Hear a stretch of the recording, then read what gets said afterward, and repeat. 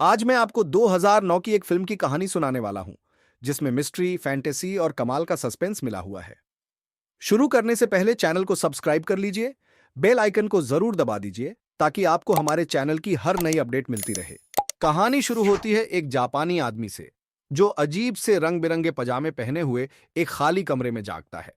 वहां दीवारें सफेद रंग की होती हैं और उसे खुद नहीं पता कि वो यहां कैसे आया। वो आदमी जागने के बाद उनमें से एक दीवार के पास जाता है। वहां उसको एक बटन सा दीवार पर दिखता है। वो उसे काफी बार दबाता है।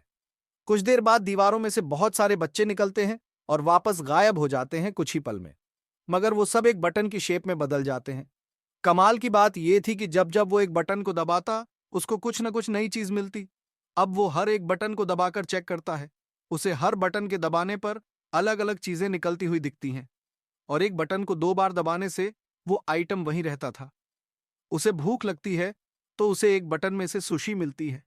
उसका दिल करता है कि इसके साथ थोड़ा केचप होता, तो वो दोबारा उस बटन को दबाता है तो उसे फिर से एक सुशी मिलती है। परेशान होकर वो सुशी बिना केचप के ही खा लेता है। तीसरी बार उस बटन को दबाने पर उसमें से कुछ नहीं निकलता, लेकिन उसी बटन के पास वाले बटन को दबाने पर केचप निकलता है। ये देखकर वो इतना गुस्सा हो जाता है कि अब सभी बटन जल्दी जल्दी दबाने लगता है। हर बटन से कुछ न कुछ होता है। एक बटन ऐसा आता है कि एक अफ्रीकी आदिवासी भागता हुआ उसके सामने से जाता है। उसे एक बटन मिलता है जिससे एक काउंटडाउन शुरू हो जाता है, और उसके अंत में एक बड़ी और अजीब शेप की चीज में से बदबूदार गैस निकलती है। कुछ वक्त के बाद उसे वहां कॉमिक बुक्स मिलती है। वो उसके 5 हिस्से पढ़ लेता है। अब वो बटन दबाकर छठा पार्ट मांगता है, मगर उसे हर नए बटन दबाने के बाद कभी 7वां पार्ट तो कभी 9वां पार्ट मिलता है, मगर छठा नहीं, जो उसे पढ़ना था। एक ऐसा बटन दबाता है जो सबसे ज्यादा चौंकाने वाला होता है। उसके दबाते ही एक दरवाजा खुल जाता है। उसके पीछे वो देखकर बहुत खुश हो जाता है, मगर जैसे ही वो उस दरवाजे की तरफ भागता है, वो बंद हो जाता है। 2 बार कोशिश करने के बाद उसको एहसास होता है कि जब तक वो इस बटन को दबाकर रखेगा, सिर्फ तब तक ये दरवाजा खुला रहेगा। अब वो नए नए तरीके इस्तेमाल करता है दरवाजे को खुला रखने के लिए। यहां तक कि वो एक गमले में खाने की सुशी भरकर उसका वजन बढ़ाकर उस पर रखने के लिए जाता है, मगर वो भूल जाता है कि दरवाजे वाला बटन कौन सा है। तो गलत बटन दबाने की वजह से आदिवासी फिर से भागता हुआ निकलता है और वो गमला तोड़ देता है। वो आदमी अब परेशान होकर रोने लगता है। फिर से कोशिश करता है बटन को दबाए रखने की, मगर कोई भी तरीका काम नहीं आता। कुछ वक्त आराम करने के बाद वो एक बटन दबा देता है। उसके सामने एक रस्सी आ जाती है। उसे ये आइडिया आता है कि मैं इस रस्सी से झूलकर जल्दी दरवाजे तक पहुंच सकता हूं। वो ये काम करता है और कामयाब भी हो जाता है, मगर देखता है कि दरवाजा अंदर आने के बाद भी लॉक्ड है। वो जल्दी से वापस अंदर आता है और गुस्से में दीवार पर लात मारता है।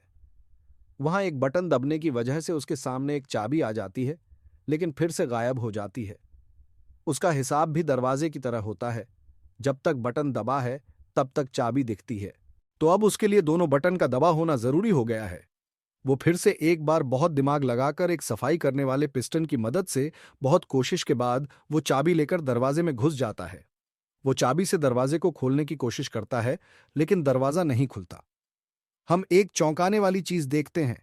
दरवाजे के ऊपर एक और छोटा ताला होता है, जिसको खोलने के लिए 3 नंबर चाहिए। वो फिर अंदर आता है और जोर से दीवार पर सामान फेंकता है। एक बार फिर गलत बटन दबाने की वजह से आदिवासी बाहर आता है। वो आदमी नोटिस करता है कि आदिवासी के सिर पर 3 नंबर लिखे हुए हैं। वो ये अंदाजा लगाता है कि शायद ये 3 नंबर उसी लॉक के हैं। वो कोशिश करता है और फिर से दरवाजा खोलने तक पहुंच जाता है। वो लॉक खोलता है, तीनों नंबर डालकर।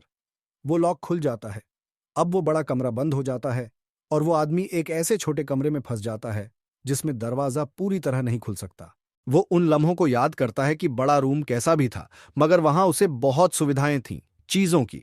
बहुत देर रोने और सोचने के बाद वो देखता है कि ये दरवाजा असल में स्लाइडिंग डोर है, तो वो आराम से उसे खिसकाकर दरवाजे से बाहर निकल जाता है। वो भागता हुआ एक बड़े अंधेरे वाले हॉल में से गुजर रहा होता है और फिर एक और जगह पहुंच जाता है जहां पर वैसा ही कमरा होता है, मगर उसमें अंधेरा होता है। उस आदमी के बाल लंबे हो चुके होते हैं। वहां भी दीवारों पर फरिश्ते आते हैं, मगर बड़े फरिश्ते, और वो बटन में बदल जाते हैं। अब हम दूसरी तरफ असली दुनिया देखते हैं। कहानी में मेक्सिको शहर दिखाते हैं, जहां एक रेसलर होता है जिसकी आज एक फाइट होती है। वो रिंग में जाता है और बहुत पिटाई खाता है अपने प्रतिद्वंदी से। वहीं दूसरी तरफ हम वो जापानी आदमी को देखते हैं जो बटन दबाता है। जैसे ही वो बटन दबाता है, असली दुनिया में जो रेसलर होता है, उसकी गर्दन बड़ी हो जाती है और वो सभी प्रतिद्वंदियों को हरा देता है। मगर उस बंद कमरे में कोई असर नहीं होता।